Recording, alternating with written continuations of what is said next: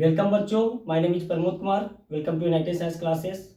आज इस क्लास के माध्यम से आप लोगों को बायोमोलिक्यूल्स का पार्ट 12 बताने जा रहे हैं और इसमें आपको वसा के बारे में बताएंगे कि वसा क्या होता है और वसा के बारे में पूरा डिटेल जानकारी देंगे कि वसा लिपिड्स आखिरकार क्या होता है, इसके बारे में ये कितना ऊर्जा देता है शरीर के अंदर, किससे बना होता है, ये सब पूरा डिटेल से बताने जा रहे हैं। तो चलिए स्टार्ट करते हैं। वसा को इंग्लिश में लिपिड्स बोला जाता है। ठीक है, वसा को इंग्लिश में लिपिड्स बोला जाता है। तो आखिरकार वसा बनता कैसे है?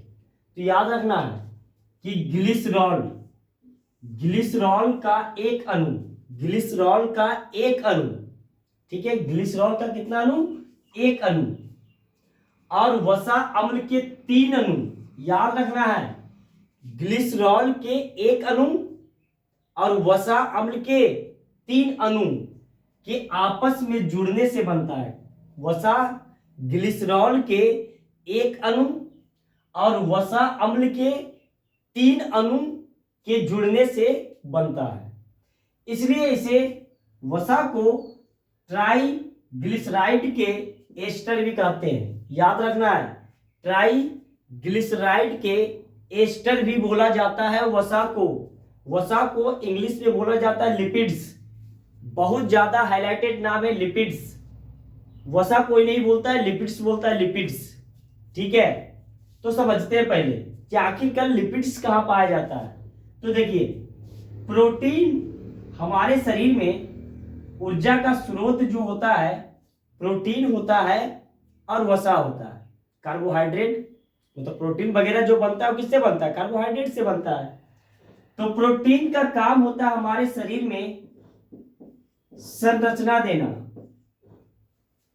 ठीक है, प्रोटीन का काम होता है हमारे शरीर में संरचना देना। वसा का काम होता है हमारे शरीर में ऊर्जा देना। प्रोटीन का दोनों काम होता है, संरचना के साथ साथ ऊर्जा भी देता है। और वसा ऊर्जा देता है। ऊर्जा का मतलब हुआ कि बहुत हाई एनर्जी हम लोग को ऊर्जा मिलता है। किससे? वसा से मिलता है। ठीक है, लिपिड से मिलता है। जो हम लोग काजू किशमिश पिस्ता वगैरह जो खाते हैं ना, उसी से हम लोग को वसा मिलता है। ठीक है, जितना भी तेल वाला सामान खाते हैं, घी खाते हैं, ये सब के सब क्या होता है? वसा होता है। ठीक है, वसा का भी 2 प्रकार होगा, आगे बताएंगे हम। ठीक है, तो याद रखना है कि वसा से हमको बहुत ज्यादा ऊर्जा मिलता है। समझ में आया बात? क्या होता है आगे बताएंगे। तो देखिए, वसा से हमारे शरीर में क्या क्या बनता है उसको समझना है। तो देखिए, ये होता है कोशिका। ठीक है, कोशिका के अंदर पाया जाता है केंद्रक के अंदर पाया जाता है डीएनए और इस केंद्रक के चारों तरफ पाया जाता है जीव द्रव या कोशिका द्रव। इसी में पाया जाता है कोशिकांग। इसी में पाया जाता है कोशिकांग के रूप में माइक्रोकॉन्ड्रिया, गोल्गी काय, लाइसोसोम वगैरह पाया जाता है। तो ये सब का जो आवरण होता है, आवरण में एक झिल्लीदार संरचना होता है। इस प्रकार से वो जो झिल्लीदार संरचना जो होता है ना, वो बनता है वसा से बनता है, लिपिड से बनता है। याद रखना है कि वो जो झिल्लीदार संरचना जो बनता है वो लिपिड से बनता है। चाहे हम लोग को एडिपोस उत्तक, जंतुओं के एडिपोस उत्तक किसे बोलते हैं? ये जो त्वचा है, त्वचा के जस्ट नीचे जो उत्तक होता है उसको बोलते हैं एडिपोस उत्तक। एडिपोस उत्तक भी बना होता है वसा का, जिसको हम लोग चर्बी बोलते हैं। चर्बी देखना, किसी का चर्बी ज्यादा है तो उसमें देखना कि उसका मांस जो होता है पूरी तरीके से लटक जाता है, जो कि वसा होता है। वो पूरी तरीके से वो वसा पाया जाता है।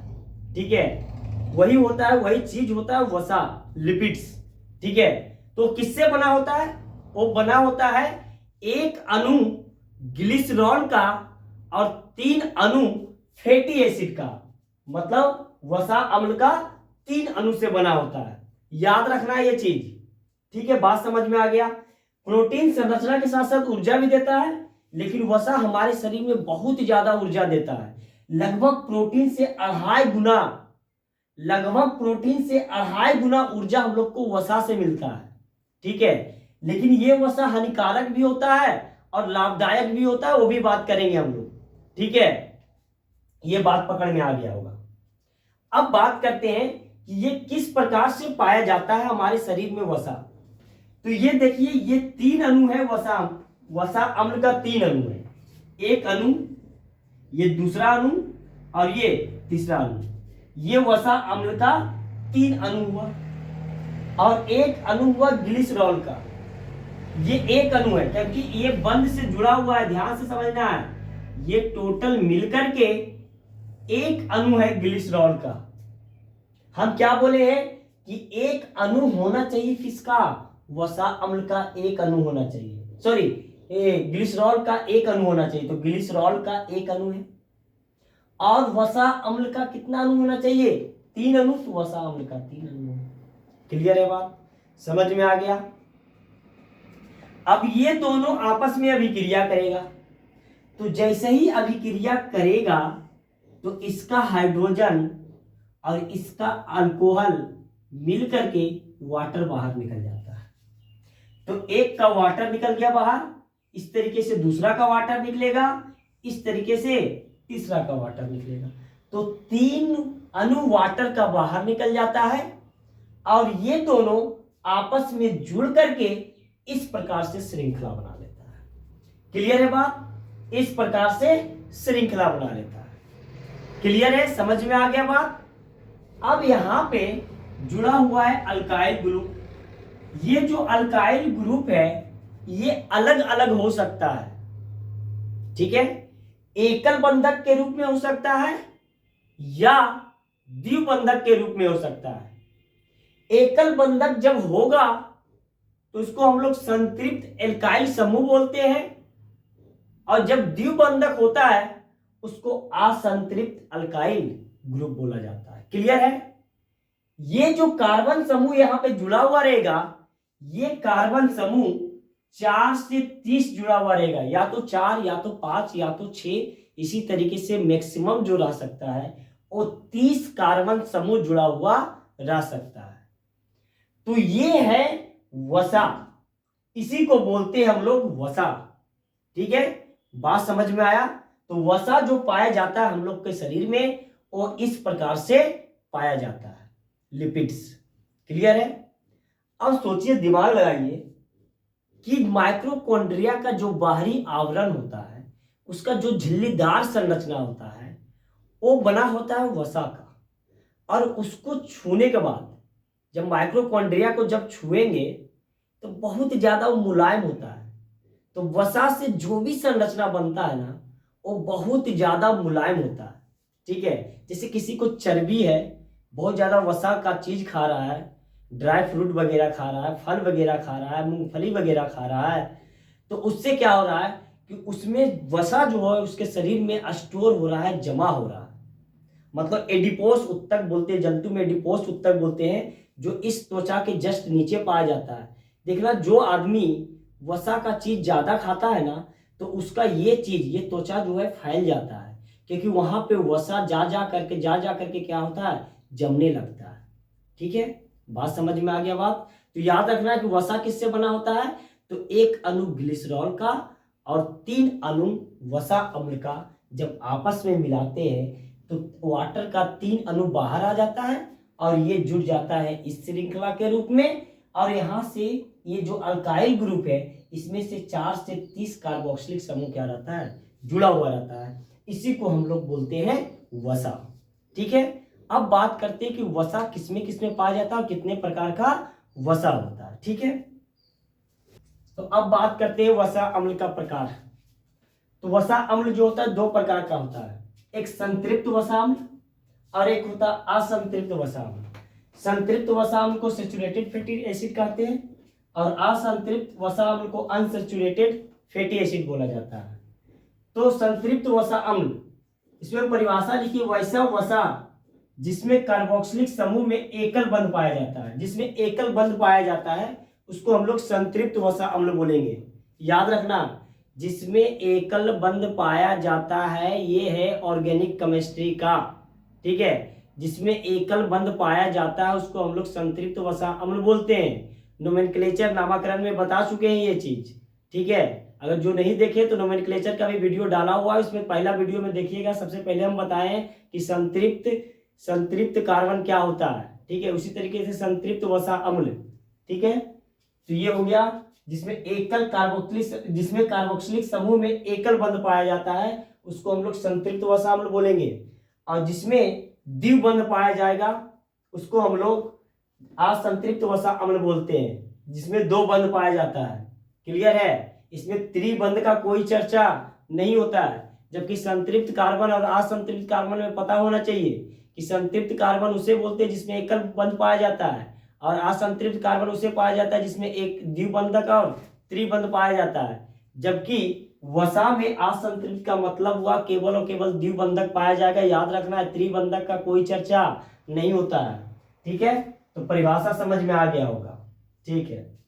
अब बात करेंगे कि इसका गलनांक, जिसमें एकल बंध बनता है ना उसका गलनांक होता है अधिक, ठीक है। उसका गलनांक होता है अधिक, ठीक है। याद रखना है ये जो वसा अम्ल है, संतृप्त वसा अम्ल जो होता है वो अर्ध ठोस के रूप में पाया जाता है, आधा ठोस के रूप में पाया जाता है। जैसे घी, डालडा, मोम, ये सब के सब जो वसा होता है सब के सब अर्ध ठोस के रूप में मिलता है, ठीक है। मतलब इसका गलनांक लगभग 25 डिग्री सेल्सियस के आसपास होता है। देखिएगा घी जो होता है गर्मी के दिन में लिक्विड अवस्था में पाया जाता है, जबकि वही घी ठंडा के दिन में ठोस अवस्था में पाया जाता है, मतलब अर्ध ठोस के रूप में पाया जाता है ना। क्यों पाया जाता है? क्योंकि उस समय उसका तापमान अधिक हो जाता है 25 डिग्री सेल्सियस से।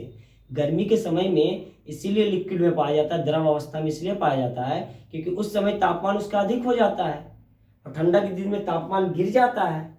तो तापमान गिरने की वजह से अर्ध ठोस के रूप में पाया जाता है, जबकि तापमान बढ़ने की वजह से ये द्रव की अवस्था में पाया जाता है। क्लियर है। तो इसका गलनांक जो होता है 25 डिग्री सेल्सियस के आसपास होता है, ठीक है। सबसे ज्यादा इंपॉर्टेंट हाईलाइटेड एरेकिडिक अम्ल जो कि पाया जाता है मूंगफली के बीज से।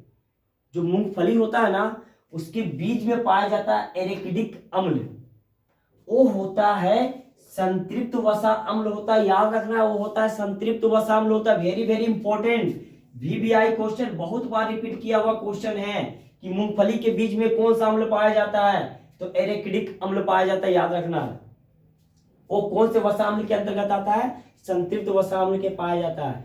देखिएगा उसमें जब वो जो मूंगफली के बीज से जो द्रव निकलता है वो चिपचिपा ऐसा रहता है, मतलब वो क्या है, एक प्रकार का वसा होता है, ठीक है। अब बात करते हैं हम लोग असंतृप्त वसा अम्ल। इसको अनसैचुरेटेड बोला जाता है, जिसमें कार्बोक्सिलिक समूह में क्या पाया जाएगा, द्विबंध।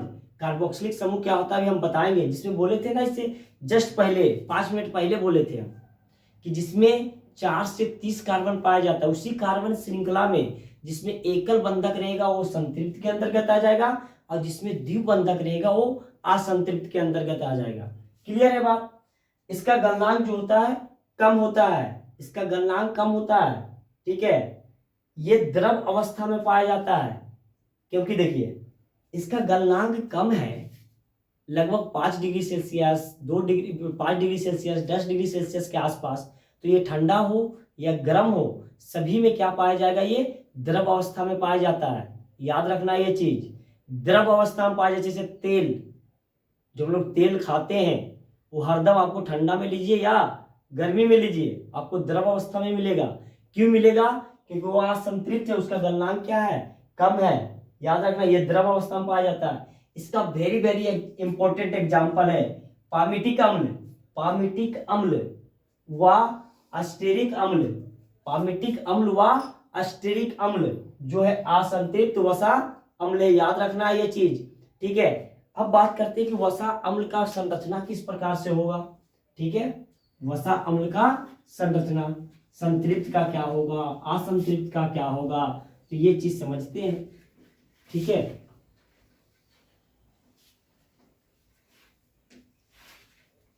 अब बात करते हैं संतृप्त और असंतृप्त के बारे में। तो देखिए ये है H, ये H और ये है O। क्लियर है। बताए थे ना अभी कि 3 जो होता है वसा अम्ल का समूह और 1 होता है ग्लिसरॉल का समूह, बताए थे अभी। तो ये COO ये बन गया CH2। क्लियर है? ठीक है। और इससे कार्बन जुड़ा हुआ रहेगा, अभी हम बताएं। ये हाइड्रोजन, ये कार्बन, ये हाइड्रोजन, ये हाइड्रोजन, यहाँ से एक ऑक्सीजन, यहाँ से ये कार्बन, ये CH2, ये CH2, ये O, ये O, ये CH2। ये बताए थे अभी, जस्ट बताए हम ये चीज। ठीक है, यहाँ पे हम आपको क्या बताए थे याद होगा? ठीक है, यहाँ पे बताए थे कि ये R होता है, ये R डैश, ये R डबल डैश। हम बोले थे कि इसमें जो कार्बोक्सिलिक जो समूह है उसमें 4 से 30 कार्बन रहना चाहिए। ठीक है, 4 से 30 कार्बन। तो यहाँ श्रृंखला जोड़ना शुरू करते हैं। CH2, CH2, CH2, CH2। ठीक है, CH2 डबल सिंगल बंधे बनाते हैं, CH2, CH2, CH2, CH2। देखिए गिनती कीजिए, 1 2 3 4 5 6 7, 4 से 30 के बीच में। ठीक है, अब बात करते हैं R डैश को हटा देते हैं। CH2, CH2, CH2, CH2, CH2, CH2, CH2। R double dash को हटा देते हैं। CH2, CH2, CH2, CH2, CH, CH2, CH। अब ध्यान से समझना है कि इसमें जो समूह बन रहा है, जो कार्बन का जो समूह जुड़ा हुआ है वो एकल बंधक है। एकल बंधक है, तो एकल बंधक में अभी बताएं कि ये संतृप्त वसा अम्ल के अंतर्गत आ जाएगा। तो ये दोनों संतृप्त वसा अम्ल के अंतर्गत आ जाएगा। लेकिन इसमें द्विबंधक है, ये द्विबंधक है, तो ये आ जाएगा असंतृप्त वसा अम्ल के अंतर्गत आ जाएगा। तो ये इसका संरचना हुआ, जो कि संरचना को आप लोग इसे नोट कर लें। ठीक है, अब बात करेंगे हम लोग कि वसा किस किस चीज में कौन सा वसा पाया जाता है। ठीक है, इसको नोट करें जल्दी से। अब बात करते हैं कि पौधों में वसा किस प्रकार से मिलता है। तो पौधों में जो वसा मिलता है बीज के रूप में। ठीक है, बीज में पाया जाता है। जैसे मूंगफली का बीज, मूंगफली का बीज, मूंगफली का बीज में से क्या होता है? वसा मिलता है। ठीक है, जैसे फल का बात करते हैं, लगभग ड्राई फ्रूट, लगभग ड्राई फ्रूट, जितने भी ड्राई फ्रूट है सभी में लगभग वसा मिलता है। ठीक है, जंतुओं में वसा का बात करेंगे तो हम बता चुके हैं कि जंतुओं में वसा एडिपोस ऊतक, ये जो दिख रहा है ना, ये जो त्वचा दिख रहा है इसके जस्ट नीचे, उसमें वसा पाया जाता है। तंत्रिका तंत्र, तंत्रिका तंत्र में भी पाया जाता है और अस्थि मज्जा में भी पाया जाता है। याद रखना, अस्थि मज्जा। ठीक है, संतृप्त वसा अम्ल, पामिटिक अम्ल जो होता है संतृप्त वसा अम्ल का पार्ट है। अस्टायरिक अम्ल संतृप्त वसा अम्ल का प्रकार है। एरेकिडिक अम्ल जो कि संतृप्त वसा अम्ल का प्रकार है। पामिटिक अम्ल के अंतर्गत घी और चर्बी आता है, घी और चर्बी आता है। ठीक है, अस्टायरिक अम्ल जंतु का जो वसा है, जंतु का जो वसा है वो अस्टायरिक अम्ल के अंतर्गत आता है। ये सब याद रखना है पॉइंट।